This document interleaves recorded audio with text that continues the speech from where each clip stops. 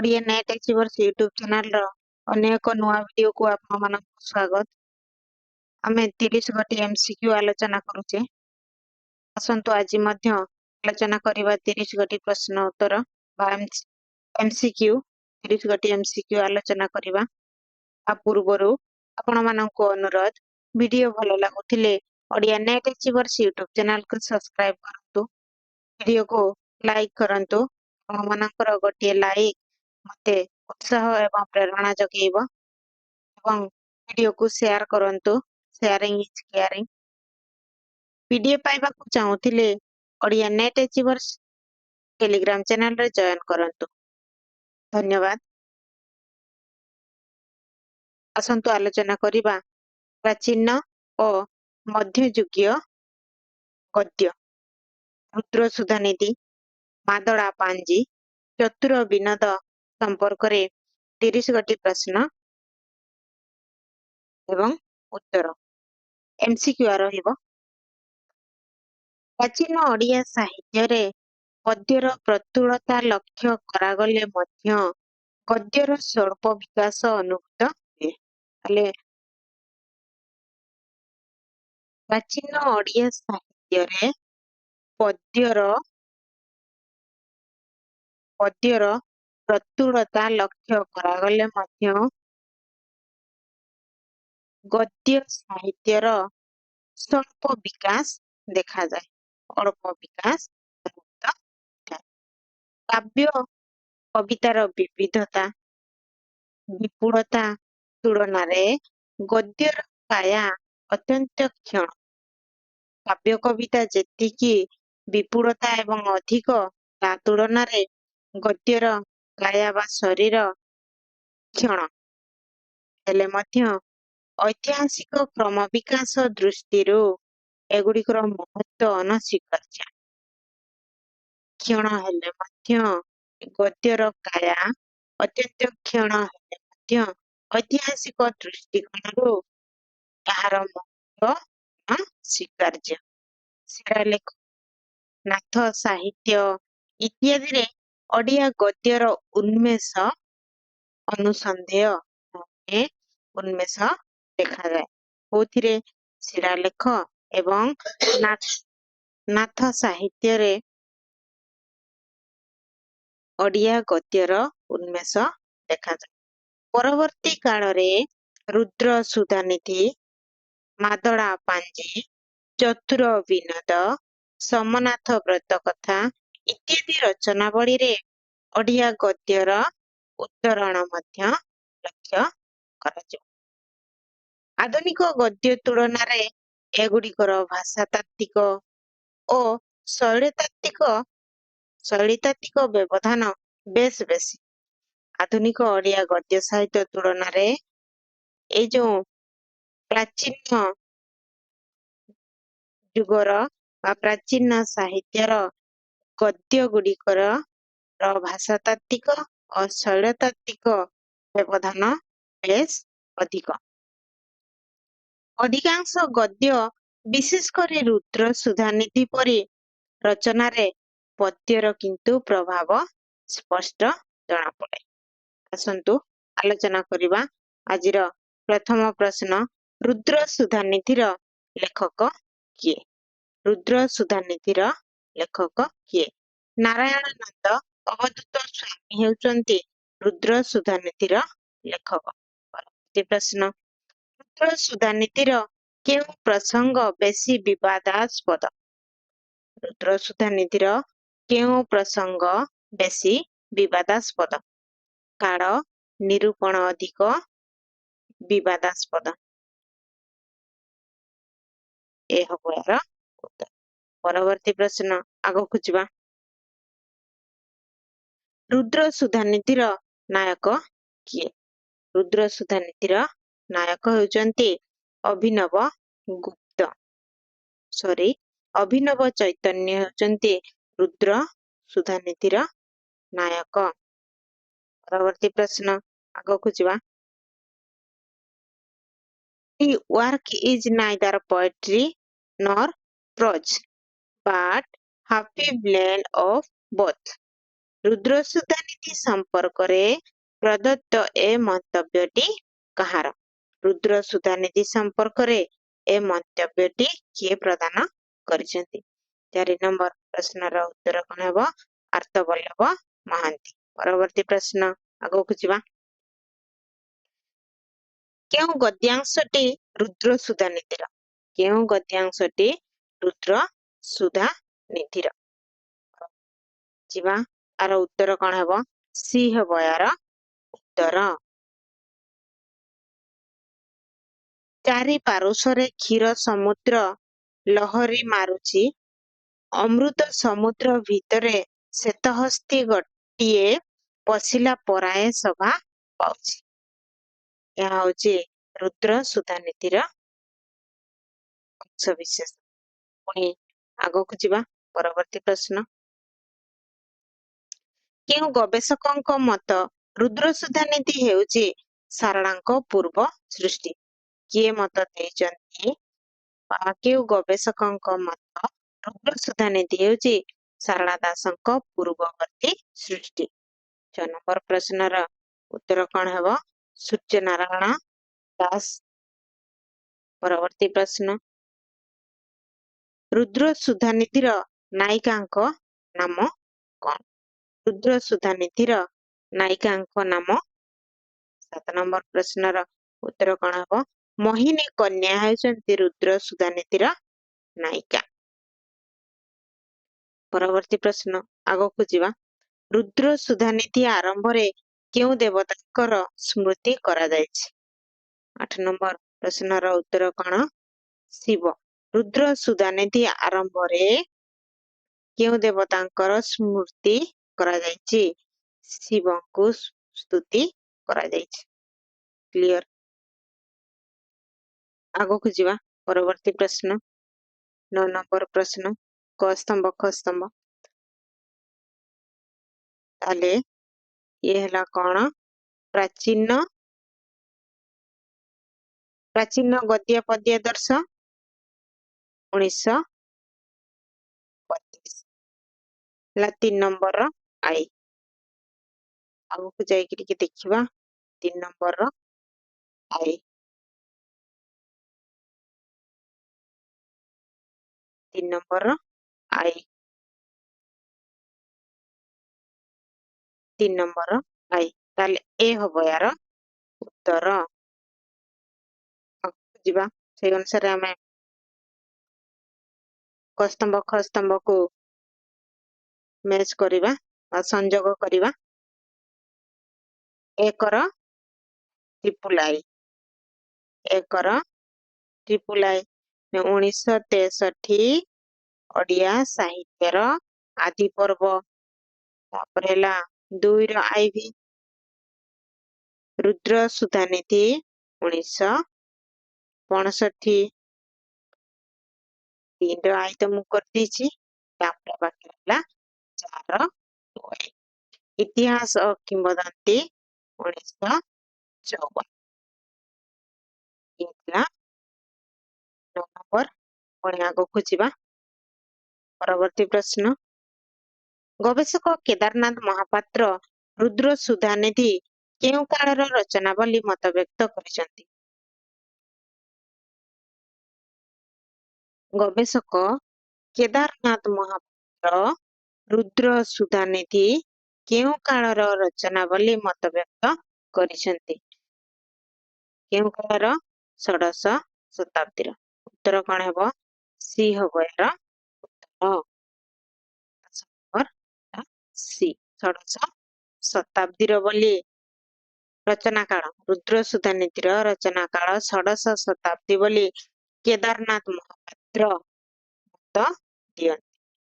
Clear. ପରବର୍ତ୍ତୀ ପ୍ରଶ୍ନ ଆଗକୁ ଯିବା। ପରମେଶ୍ୱର କହନ୍ତି ଦୈବୀ ଶୁଣନ୍ତି, ଶୁଣ ଦେବୀ ପାର୍ବତୀ ମାଳବ ବୋଲି ଦେଶ। ଏହି ଗଦ୍ୟାଂଶ କେଉଁ ଗ୍ରନ୍ଥରୁ ଗୃହୀତ? 11 ନମ୍ବର ପ୍ରଶ୍ନର ଉତ୍ତର ହେବ ସମର୍ଥ ବ୍ରତ ଗୃହୀତ। ପରବର୍ତ୍ତୀ ପ୍ରଶ୍ନ ଆଗକୁ ଯିବା।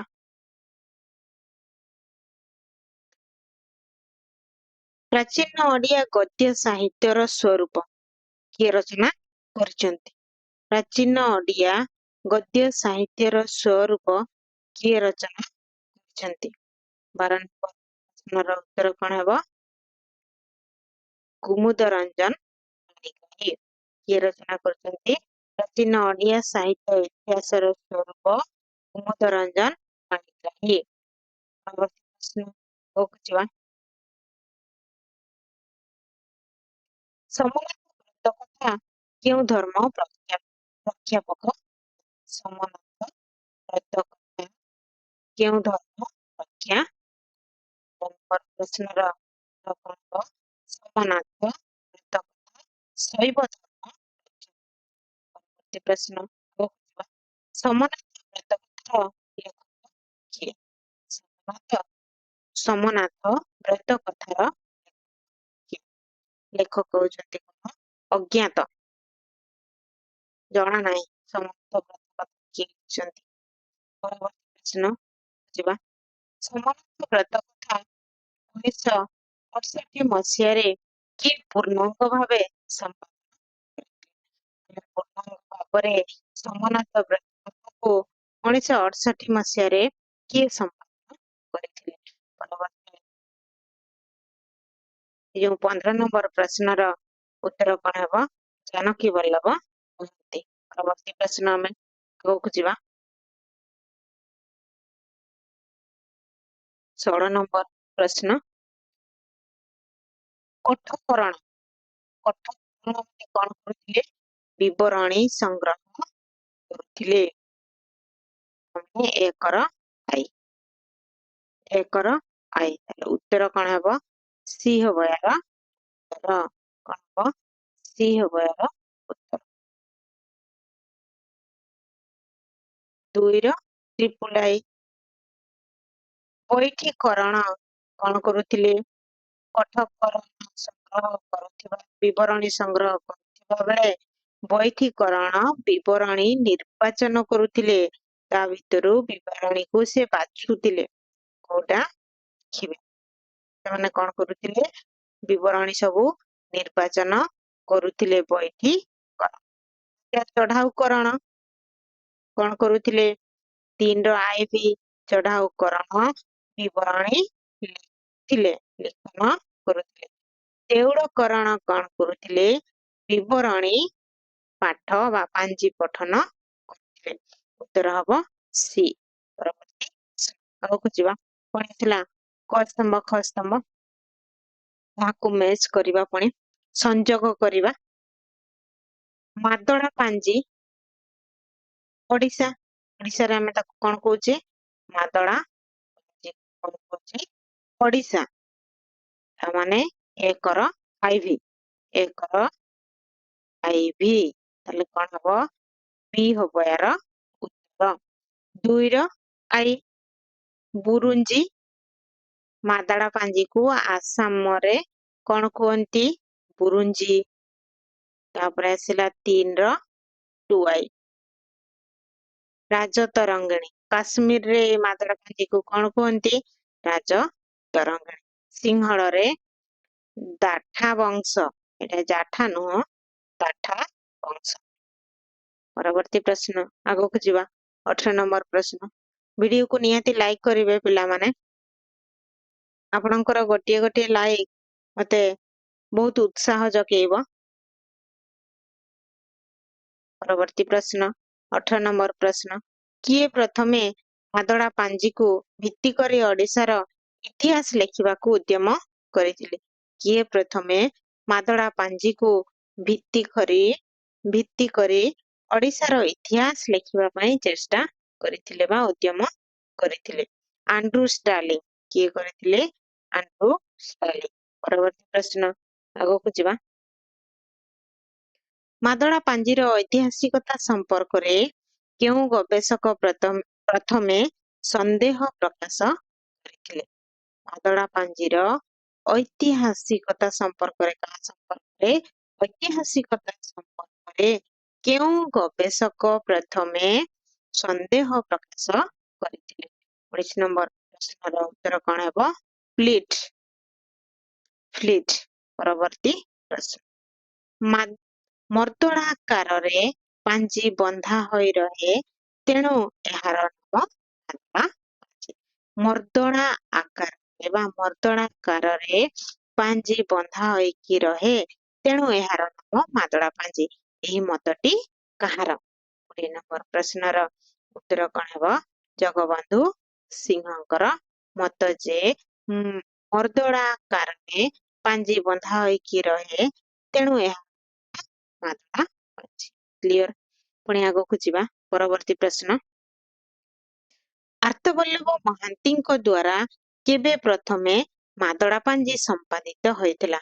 ଆର୍ତ୍ତବଲ୍ଲଭ ମହାନ୍ତିଙ୍କ ଦ୍ୱାରା କେବେ ପ୍ରଥମେ ମାଦଳା ପାଞ୍ଜି ସମ୍ପାଦିତ ହୋଇଥିଲା? 21 ନମ୍ବର ପ୍ରଶ୍ନର ଉତ୍ତର କଣ ହେବ? 1940 ମସିହାରେ। 1940 ମସିହାରେ ଆର୍ତ୍ତବଲ୍ଲଭ ମହାନ୍ତିଙ୍କ ଦ୍ୱାରା ପ୍ରଥମେ ମାଦଳା ପାଞ୍ଜି ସମ୍ପାଦିତ ହୋଇଥିଲା। ପରବର୍ତ୍ତୀ ପ୍ରଶ୍ନ 22 ନମ୍ବର, କ ସ୍ତମ୍ଭ ଖ ସ୍ତମ୍ଭ ପୁଣି। ତାହେଲେ ଆର୍ତ୍ତବଲ୍ଲଭ ମହାନ୍ତି ଏକର କଣ ହବ? 2i। ମାଦଳା ପାଞ୍ଜିର କାଳ ବିଚାର ସମ୍ପର୍କୀୟ ମତବାଦକୁ ନେଇ କ ସ୍ତମ୍ଭ ସହିତ ଖ ସ୍ତମ୍ଭକୁ ଯୋଡ଼ିବ। ଆର୍ତ୍ତବଲ୍ଲଭ ମହାନ୍ତି ମାଦଳା ପାଞ୍ଜିର ସମୟ କେତେ ବୋଲି କହୁଛନ୍ତି? ଦ୍ୱାଦଶ ଶତାବ୍ଦୀ। ଆର୍ତ୍ତବଲ୍ଲଭ ମହାନ୍ତି ଦ୍ୱାଦଶ ଶତାବ୍ଦୀ। ତାହେଲେ ଏକର 2i ସି ହବ ଏହାର ଉତ୍ତର। କଣ ହବ? ସି ହବ ଏହାର କ୍ଲିୟର। 2ର ଟ୍ରିପୁଲ ଆଇ କୁଞ୍ଜ ବିହାରୀ ତ୍ରିପାଠୀ ପଞ୍ଚଦଶ ଶତାବ୍ଦୀ। କୁଞ୍ଜ ବିହାରୀ ତ୍ରିପାଠୀ କେବେ କହୁଛନ୍ତି ମାଦଳା ପାଞ୍ଜିର ପଞ୍ଚଦଶ ଶତାବ୍ଦୀ। ହରେ କୃଷ୍ଣ ମହତାବ ମାଦଳା ପାଞ୍ଜିର କାଳ ଷୋଡଶ ଶତାବ୍ଦୀ କହୁଛନ୍ତି। ନବୀନ କୁମାର ସାହୁ ମାଦଳା ପାଞ୍ଜିର କାଳ କେବେ କହୁଛନ୍ତି? ସେ ଊନବିଂଶ ଶତାବ୍ଦୀ। କ୍ଲିୟର? ଆଶା କରୁଛି ଆପଣ ବୁଝିପାରିଥିବେ। ପରବର୍ତ୍ତୀ ପ୍ରଶ୍ନ, ମାଦଳା ପାଞ୍ଜିର କେଉଁ ରାଜବଂଶର ବା ରାଜବଂଶ ମାନଙ୍କର ବିବରଣୀ ଦେଖିବାକୁ ମିଳେ? ମାଦଳା ପାଞ୍ଜିରେ କେଉଁ ରାଜବଂଶ ମାନଙ୍କର ବିବରଣୀ ଦେଖିବାକୁ ମିଳେ? 23 ନମ୍ବର ପ୍ରଶ୍ନର ଉତ୍ତର କଣ ହେବ? କେଶରୀ ବଂଶ, ଗଙ୍ଗବଂଶ ଓ ଭୋଇ ବଂଶ। ଉତ୍ତର ସି ହବ ଏହାର ଉତ୍ତର। ପରବର୍ତ୍ତୀ ପ୍ରଶ୍ନ ଆଗକୁ ଯିବା। 24 ନମ୍ବର ପ୍ରଶ୍ନ, ଚତୁର ବିନୋଦର ବର୍ଣ୍ଣିତ ଚାରି ବିନୋଦର କ୍ରମ କାହା ପରେ କଣ ହେବ? କ୍ରମ ଅନୁଯାୟୀ ଏଇ ଚାରୋଟି ବିନୋଦକୁ ଆମେ ଚିହ୍ନିବା କୋଉଟା ଠିକ। କଣ ହବ? 24 ନମ୍ବର ପ୍ରଶ୍ନର ବି ଏଟାକୁ ଆପଣ ମାନେ ମନେ ରଖିବା କେମିତି? ହାର ନିପି ବିନୋଦ, ରସ ବିନୋଦ, ନୀତି ବିନୋଦ, ହାର ନିପି ମାନେ କ୍ରମ ଯାଇ। ପରବର୍ତ୍ତୀ ପ୍ରଶ୍ନ ଆମେ ବୁଝିବା। ଚତୁର ବିନୋଦର ଗଳ୍ପ କାହା ମୁହଁରେ କୁହାଯାଇଛି? ଚତୁର ବିନୋଦର ଗଳ୍ପ କାହା ମୁହଁରେ କୁହାଯାଇଛି? ମୋହନାଙ୍କ। ମୋହନାଙ୍କ। ପ୍ରଶ୍ନ, ନୀତି ବିନୋଦରେ କାହା ପ୍ରସଙ୍ଗ ବର୍ଣ୍ଣିତ? ନୀତି ବିନୋଦରେ କାହା ପ୍ରସଙ୍ଗ ବର୍ଣ୍ଣିତ? 26 ନମ୍ବର ପ୍ରଶ୍ନର ଉତ୍ତର କଣ ହେବ? ପୁଣ୍ଡରୀକ ଓ କୁନ୍ଦରେଖା ନୀତି ବିନୋଦର ପ୍ରସଙ୍ଗରେ ବର୍ଣ୍ଣିତ। ପରବର୍ତ୍ତୀ ପ୍ରଶ୍ନ ଆଗକୁ ଯିବା। ମିଥ୍ୟା ଗ୍ରନ୍ଥ ପ୍ରବନ୍ଧେନ ମନୋହରତି ଯା ଭୃଶଂ ନାନା କୌତୁକ ହାସ୍ୟତୋ ସତ୍ପଥେ ତ୍ୟଭିଧୀୟତେ। ଏହା କେଉଁ ଗ୍ରନ୍ଥରେ ଗଠିତ? 27 ନମ୍ବର ପ୍ରଶ୍ନର ଉତ୍ତର କଣ ହେବ? ଚତୁର ବିନୋଦ। 27 ନମ୍ବର ପ୍ରଶ୍ନ ହେବ ଚତୁର ବିନୋଦ। ପରବର୍ତ୍ତୀ ପ୍ରଶ୍ନ, ଚତୁର ବିନୋଦରେ ବ୍ୟବହୃତ ତଲାସ, ଇଶାରା, ପଲାଶ, ଇଶାରା, ତମାଖୁ, ତାଲ ଆଦି ଶବ୍ଦ କେଉଁ ଭାଷାର? ଚତୁର ବିନୋଦରେ ବ୍ୟବହୃତ ତଲାସ, ଇଶାରା, ତମାଖୁ, ତାଲ ଆଦି ଶବ୍ଦ କେଉଁ ଭାଷା? 23 ନମ୍ବର ପ୍ରଶ୍ନର ଉତ୍ତର କଣ ହେବ? ଜାବନିକ ଭାଷା। କୋଉ ଭାଷା? ଜାବନିକ ଭାଷା। ପରବର୍ତ୍ତୀ ପ୍ରଶ୍ନ ଆଗକୁ ଯିବା। ଚତୁର ବିନୋଦର କାହାଣୀମାଳା କାହା ଆଗରେ କୁହାଯାଇଛି? ଚତୁର ବିନୋଦର କାହାଣୀମାଳା କାହା ଆଗରେ କୁହାଯାଇଛି? 29 ନମ୍ବର ପ୍ରଶ୍ନର ଉତ୍ତର ହେବ ଚଞ୍ଚ କାହା ଆଗରେ କୁହାଯାଇଛି? ଚଞ୍ଚଳାକ୍ଷୀ ଆଗରେ କୁହାଯାଇଛି। ପରବର୍ତ୍ତୀ ପ୍ରଶ୍ନ ଏବଂ ଆଜିର ଶେଷ ପ୍ରଶ୍ନ ମଧ୍ୟ ବ୍ରଜନାଥ ଗ୍ରନ୍ଥାବଳୀର ସମ୍ପାଦକ କିଏ? ବ୍ରଜନାଥ ଗ୍ରନ୍ଥାବଳୀର ସମ୍ପାଦକ କିଏ? ନମ୍ବର ପ୍ରଶ୍ନର ଉତ୍ତର କଣ ହେବ? ସୁଧାକର ପଟ୍ଟନାୟକ ହେଉଛନ୍ତି ବ୍ରଜନାଥ ଗ୍ରନ୍ଥାବଳୀର। ଇଏ ଥିଲା ଆଜିର 30 ଗୋଟି MCQ। ଆପଣମାନଙ୍କ ସୁବିଧା ପାଇଁ ପୁଣି ନିମ୍ନରେ ଉତ୍ତର ଆପଣମାନଙ୍କ ପାଇଁ ଇଏ ଥିଲା ଆଜିର 30 ଗୋଟି MCQ। ଭିଡିଓ ଭଲ ଲାଗୁଥିଲେ ଆପଣମାନେ ଭିଡିଓକୁ ଲାଇକ୍ କରିବେ, ସାଙ୍ଗମାନଙ୍କୁ ସେୟାର କରିବେ ଏବଂ ଓଡ଼ିଆନେଟ୍ ଏଚିଭର୍ସ ୟୁଟ୍ୟୁବ ଚ୍ୟାନେଲକୁ ନିହାତି ସବସ୍କ୍ରାଇବ କରିବେ। ଧନ୍ୟବାଦ। ପୁଣି ଦେଖା ହେବ ଏକ ଭିଡିଓରେ। ରହୁଛି। ନମସ୍କାର।